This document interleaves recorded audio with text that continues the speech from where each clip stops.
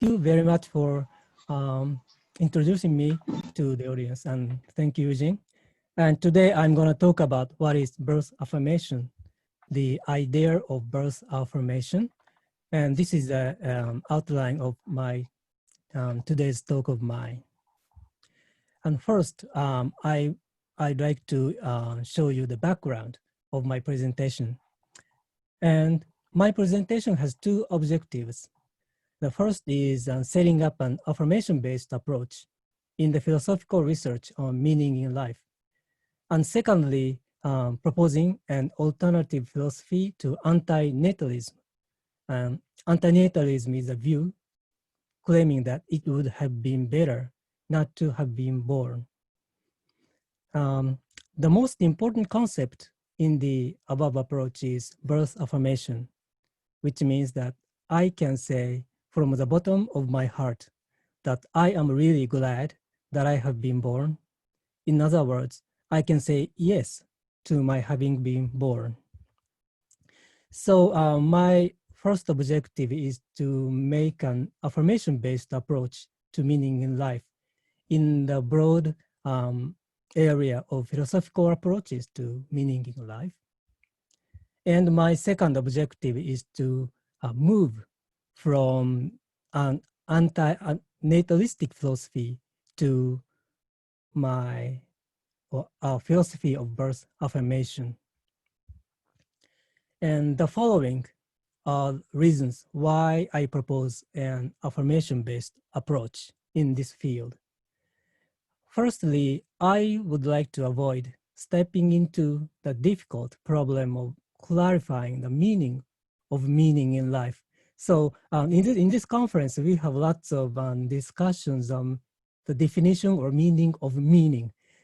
But it is, of course, it is very interesting, but it seems to me that there are many chaotic situations in the discussion. So I would like to concentrate on the concept of affirmation, and we will be able to make a detour around this topic. And secondly, I have an antinatalist worldview myself in the deep layer of my mind. However, I'd like to overcome it and create the foundation of the philosophy of birth affirmation because I have already been born. And it is impossible for me to go back to the world where I had not been born.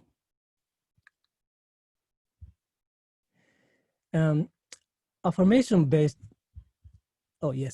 affirmation-based approaches to life were advocated by, for example, Friedrich Nietzsche and Viktor Frankl, saying yes to one's life.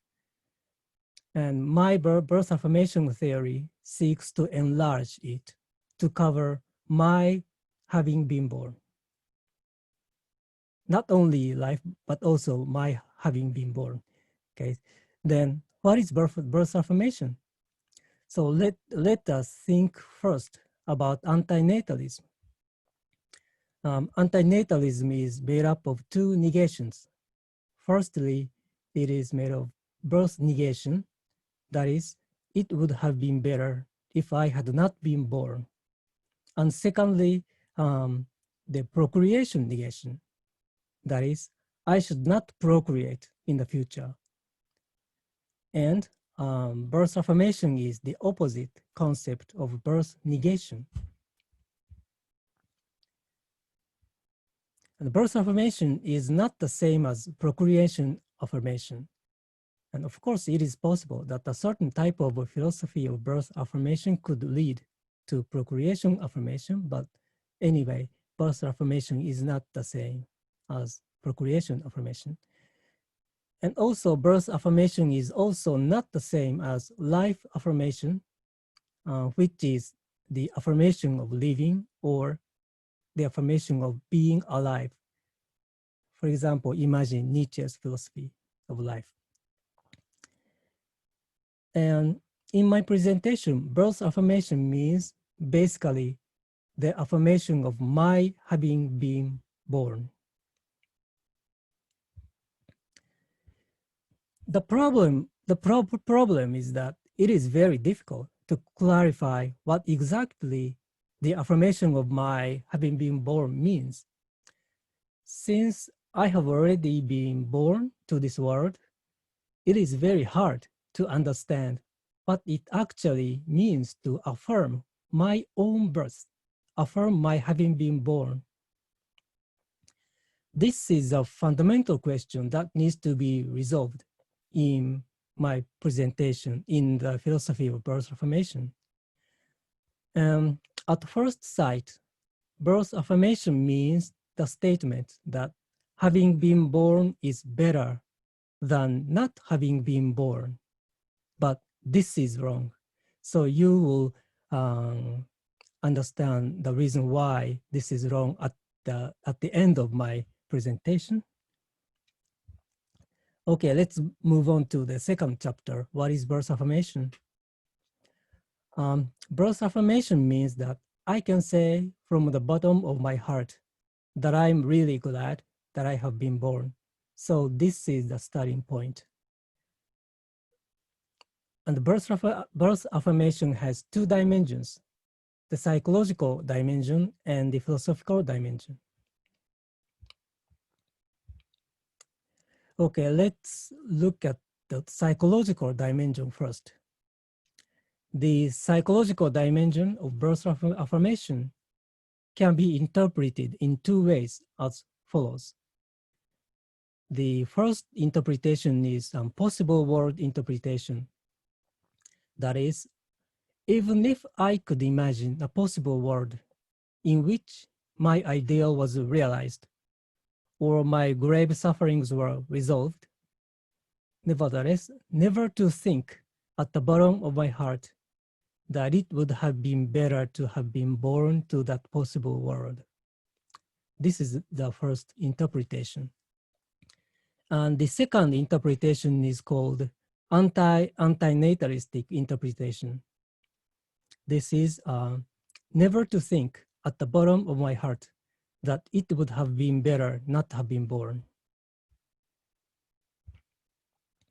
Okay, let's look closely, take a close look at the firstly, possible world interpretation. The possible world interpretation resembles Nietzsche's idea of amor fati, love of one's own fate. Nietzsche talks about the concept of amor fati in his Ecce Homo as follows. My formula for greatness in a human being is amor fati, that one wants nothing to be different, not forward, not backward, not in all eternity. This means that people in the state of amor fati never wish this world would be replaced by any other possible worlds. And my possible world interpretation goes one step further from Nietzsche's amor fati.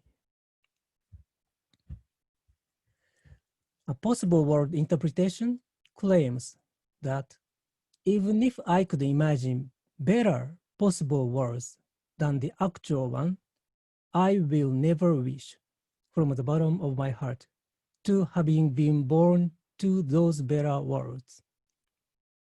Okay, so this is the first interpretation of the psychological dimension of birth affirmation.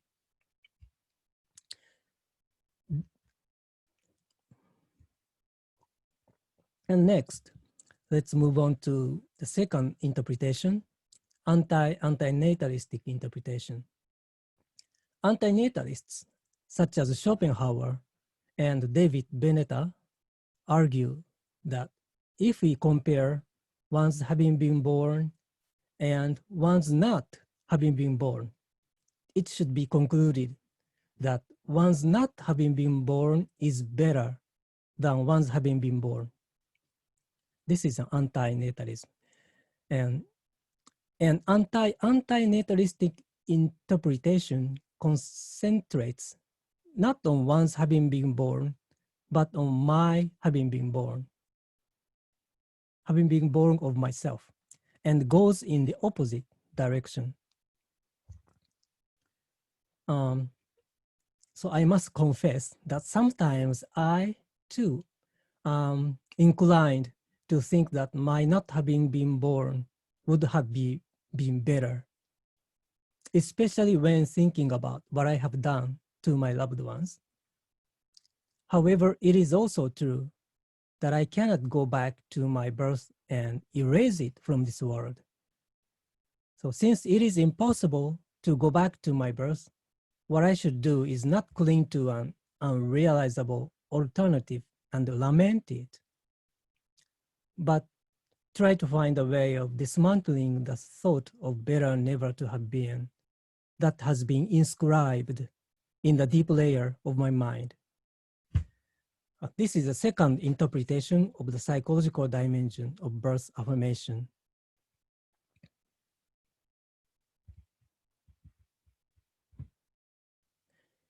Okay, let's move on to the philosophical dimension of birth affirmation. The philosophical dimension of birth affirmation can also be interpreted in the following two ways. Firstly, the first interpretation is possible world interpretation. This is the comparison of betterness or worseness between a possible world and the actual world that I live in should be impossible. Okay, should be impossible. And the second interpretation is anti-natalistic interpretation. And this means the comparison of betterness or worseness between my having been born and my not having been born should be also impossible.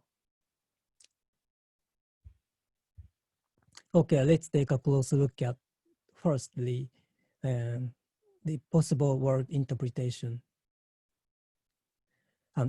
Okay, imagine the pilots of the Enola Gay who were about to drop the atomic bomb onto Hiroshima. In this instant, they could imagine two possible worlds. One is the world in which about 100,000 residents in Hiroshima are to be killed instantly. The other is a world in which the pilots do not press the button and the mass killing is avoided.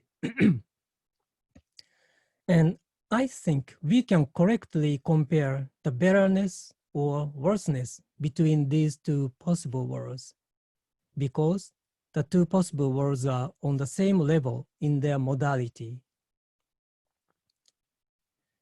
And we can say, for example, the latter possible world is better than the former one, or vice versa. Okay, so next, imagine a civilian of Hiroshima who was actually watching the burning town and the pile of charred bodies in every corner of the city just after the dropping of the atomic bomb. In this case, it is impossible to correctly compare the betterness or worseness between the two worlds. That is, the two worlds, the one is the actual world that is unfolding before this person's eyes, and the other is the possible world in which such devastation never occurred. The peaceful world of Hiroshima at 8:15 a.m. August 6, 1945. The former world is the actual world that the person actually experiences. The latter world is the possible world that the person can only imagine in the midst of the actual devastation surrounding her. These two worlds are situated on a completely different level in their modality. Hence, it is impossible to correctly compare the betterness or worseness between them. Okay, so the reason why I think like this is that I object to the modal realism of David Lewis's type, which insists that every possible world has its own actuality as an indexical. Okay, let's move on to the second interpretation, anti-natalistic interpretation. I think that the comparison of betterness or worseness between my having been born and my not having been born is impossible because the state of my not having been born cannot be correctly posited. My point is not that the state of my non-existence cannot be correctly posited. By using counterfactual conditionals, I can talk about the world in which I do not exist at all. And then I can also talk about the betterness or worseness of that counterfactual world and compared with this actual world. My point is this: my non-existence and my not having been born are completely different. In the case of my non-existence, I can talk about what the world would be like if I did not exist at all. However, in the case of my not having been born, I cannot correctly posit the world in which I have not been born. The reason is that if I try to imagine the world in which I have not been born, I have to imagine the world in which the I that is now trying to imagine that world does not exist, because that I should not have been born here. So in the case of my non-existence, I can stand in a safe zone located outside of the question, is my non-existence better than my existence? And think about the question as a bystander. However, in the case of my not having been born, I cannot remain standing in such a bystander's position. Positing the situation of my not having been born forces me to actually go back to my birth and annihilate my coming into this world. That is because the negation of the static my existence does not affect the I that is thinking about this negation.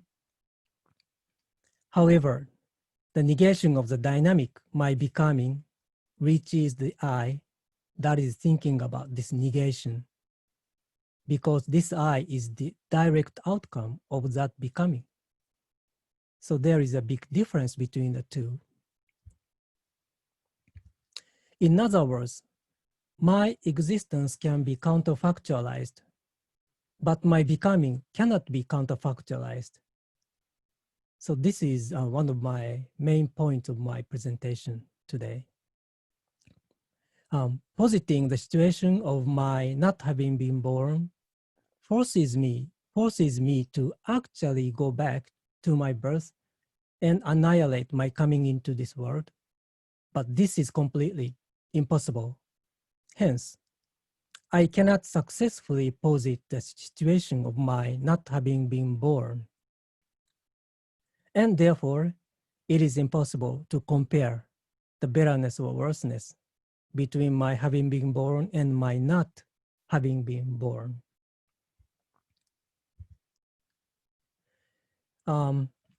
This is a corollary of the traditional philosophical problem of being and becoming, which has been discussed from Plato to Nietzsche and Heidegger. I'd like to call this problem, namely the problem that my non-existence can be posited, but my not having been born cannot be posited. The problem of my non-existence and my non-becoming. The above arguments on the possible world interpretation and the anti-natalistic interpretation need further elaborations and clarifications, of course. But I believe that I have shown the basic framework of the concept of birth affirmation, and putting together the discussions of the psychological dimension of birth affirmation and the philosophical dimension of birth affirmation, we can say the following. The psychological dimension of birth affirmation means, firstly, positive world interpretation. And even if I could imagine a possible world in which my ideal was realized or my grave sufferings were resolved, never to think at the bottom of my heart that it would have been better to have been born to that possible world. And secondly, and this is an anti-natalistic interpretation, never to think at the bottom of my heart that it would have been better not to have been born.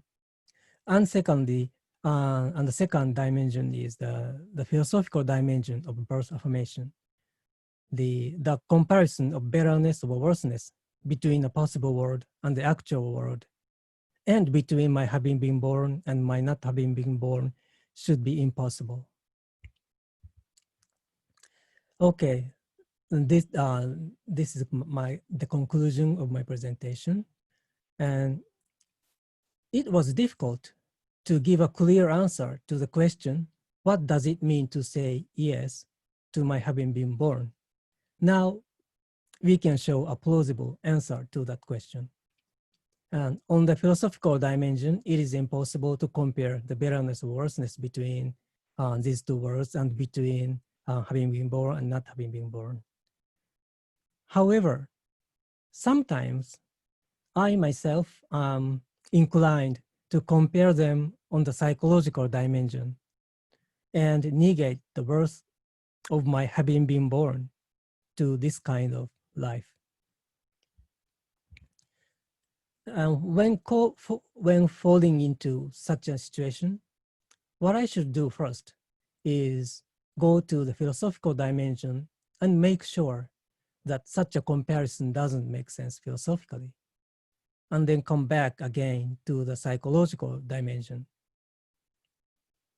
And what I should do next is to try to find ways to seeing life in the psychological dimension in either of the following directions.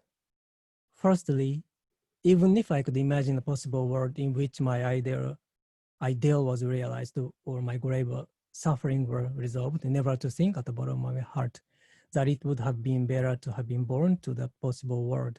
Or secondly, even if I'm inclined to think that it was better never to have been born, never to cling to such an unrealizable alternative and lament it, but to try to find a way to dismantling that idea. The combination of the philosophical dimension and the psychological dimension discussed above serves as the foundation of birth affirmation. And considering all the above, we can say birth affirmation basically means, firstly, on the philosophical dimension, birth affirmation means to know that the correct comparison of betterness, worseness between my actual world and my possible world is impossible. And secondly, on the psychological dimension, birth affirmation means to be free from such comparisons. That is to say, to be free from the idea that I wish I had been born to a certain possible world, or I wish I had not been born at all. In the beginning, I said, at first sight, birth affirmation means the statement that having been born is better than not having been born, but this is wrong. And now I believe that you all can understand the reason why I think so. I think the reason is now clear to all of you. And what we have further to consider is whether this combination is sufficient to fully establish the concept of birth affirmation, or whether something more affirmative should be added to the combination in order to in order for it to be the true basis of birth affirmation. Currently I'm inclined to think that something more affirmative should be added, but I don't know. I'm not sure now. So I'd like to listen to your suggestions and comments. And anyway, okay, you may think that the argument of philosophical incomparability sounds too strong. This is a point 2 days ago, Ikuro Suzuki asked me this question, and yeah, thank you, Ikuro. And while I think my argument of philosophical incomparability is correct, it is also true that on the psychological dimension, we sometimes make such comparisons, and I make such comparisons sometimes. And making such comparisons is not irrational or meaningless. So there is no problem on the psychological dimension to compare uncomparable. Yes, but this point is also needed for the clarifications. So I'm now making a philosophical framework called the philosophy of birth affirmation, based on the concept of birth affirmation and other related philosophical ideas. And I hope the concept of birth affirmation will be able to contribute to future philosophical discussions on meaning or meaning of life. And thank you very much for your attention. Thank you. Great.